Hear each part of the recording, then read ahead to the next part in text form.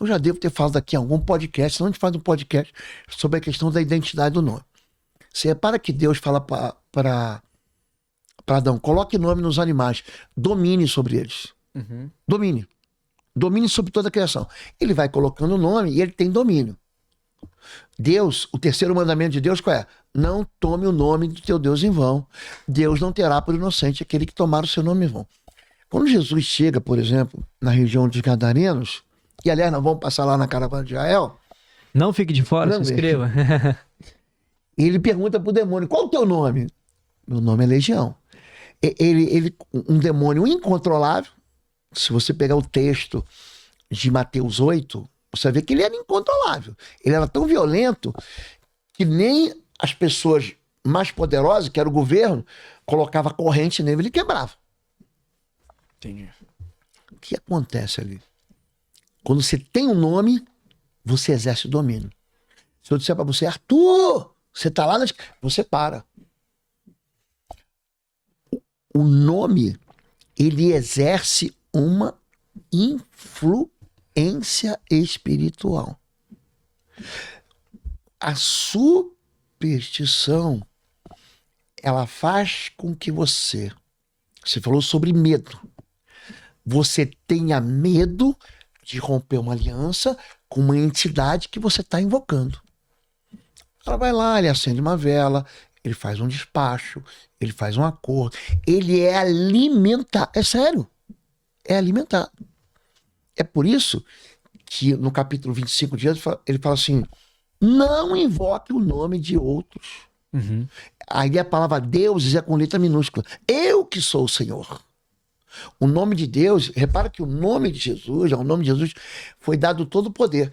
Ao nome de Jesus, todo joelho se dobrará. E toda língua confessará que ele é Senhor. Entende isso? Uhum. A adivinhação, a superstição, o engano místico, ele fala o seguinte, coloca essa fitinha no braço. Olha como é que é mentiroso o negócio. Mas se você quebrar antes, a pessoa é obrigada. Aquilo não vai acontecer, ou então, tem gente que fala, se você me largar, tu vai perder a perna. Tem muita gente que eu atendi assim. Você vai perder uma perna, tu vai ficar com uma doença. Na verdade, o espírito imundo, eu já expliquei aqui, quando ele entra na pessoa, ele já traz a doença. É por isso que a saída do espírito imundo leva junto o quê? O drama. A tragédia, a desgraça. Pastor, eu aceitei. Por que a pessoa aceitou Jesus e a vida dele muda? Por quê? Não anda pra frente, né? A vida dele está transformada por quê? Porque Jesus entra, o diabo tem que vazar. Só que o diabo não quer sair. Então o que ele faz? Ele amedronta. Ele acorrenta a pessoa com um significado desse. Tem muita gente que fala assim, não, pastor. Eu atendi uma pessoa que ela não queria dizer o nome. Ela sabia o nome do demônio. Eu perguntava, mas se ela falasse o nome... Ela ficava oscilando entre a possessão demoníaca e não. Em nome de Jesus, sai. Aí você via que ela tinha um alívio. Eu falava, qual o teu nome? Aí ele manifestava de novo. Voltava. Aí ele voltava e dizia assim, ela não vai dizer, porque se ela disser, eu vou matar ela. Quer dizer, o demônio possuía o corpo dela, falava e ela ouvia. Tudo, Ele ficava convencendo. Isso que é uma fortaleza espiritual. Eu estou fazendo uns devocionais, todo dia de manhã, explicando sobre fortaleza espiritual. E tá entrando aqui no canal, hein, pessoal? Todo dia às 5h30 da manhã tá entrando. Gente, se você quiser aprender mais, aqui, ó, vou dar uma dica pra você. Esse livro aqui, gente, é um livro que uma revelação que Deus me deu. É muito fácil de se ler. As letras, né? É a chamada inclusão digital. São letras maiores. Agora, é um livro assim que vai te dar muita ferramenta a respeito disso, tá bom?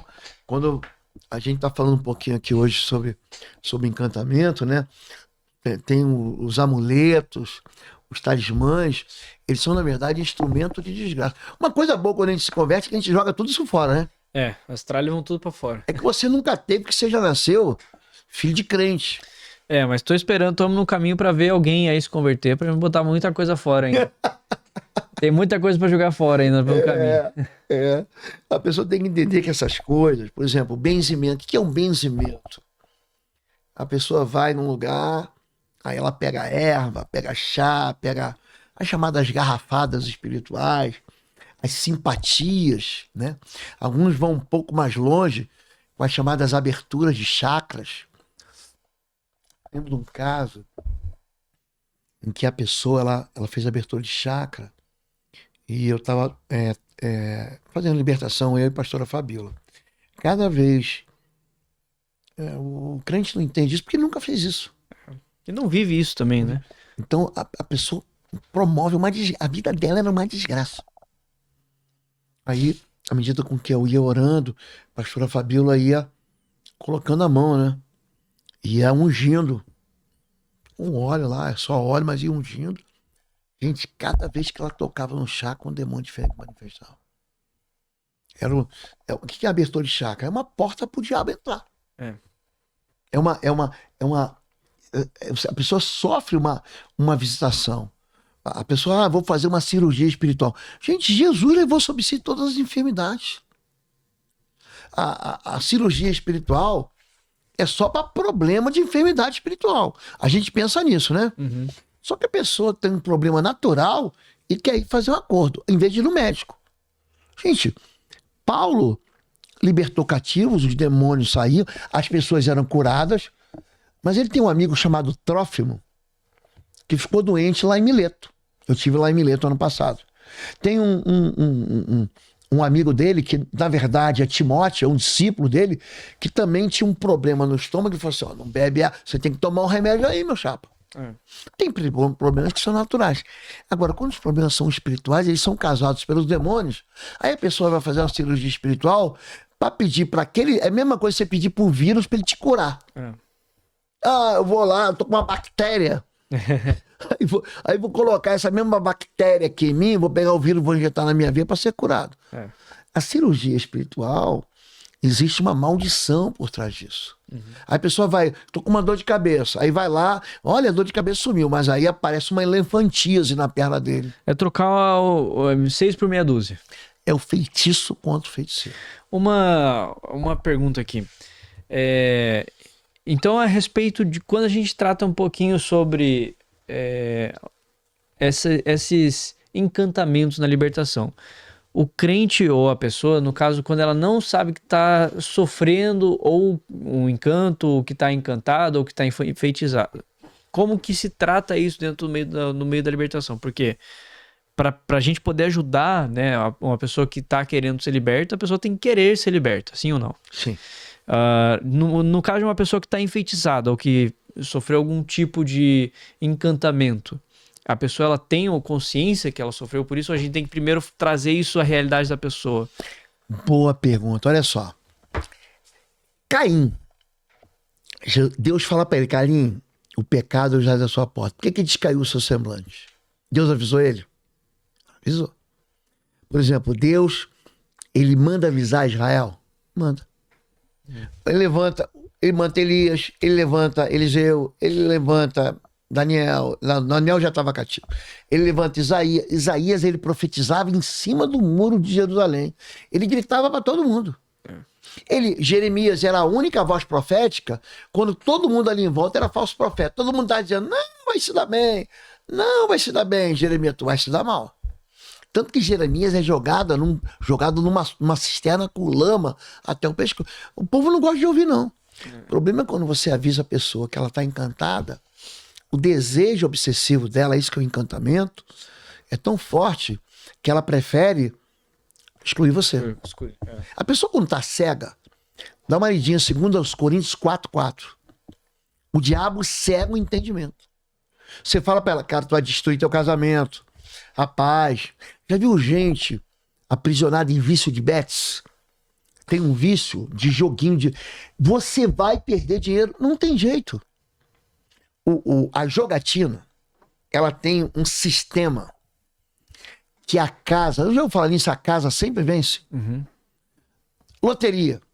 Quem ganha a loteria? Tem uma pessoa que... teve um sortudo na Mega Sena, não teve? Mas teve milhões de azarados que não ganharam. Ele não entende isso. A sorte... O dinheiro perdido. A sorte é contrária. Só que ele acredita que ele é o vencedor. Então, é muito interessante, por quê? Porque ele fica viciado em perder. O encantamento é gente que fica buscando a mesma solução na mesma fonte estragada a vida inteira. A mulher samaritana, Jesus falou, você teve 5 maridos, você não entendeu que esse aí não é teu? Então, o encantamento, ele provoca uma repetição de buscas naquilo que não vai dar vida. Basicamente, o encantamento, ele é um pacto satânico. Ele engana, você usou. É um meio de atração, né? Ele É. atrai a pessoa. É.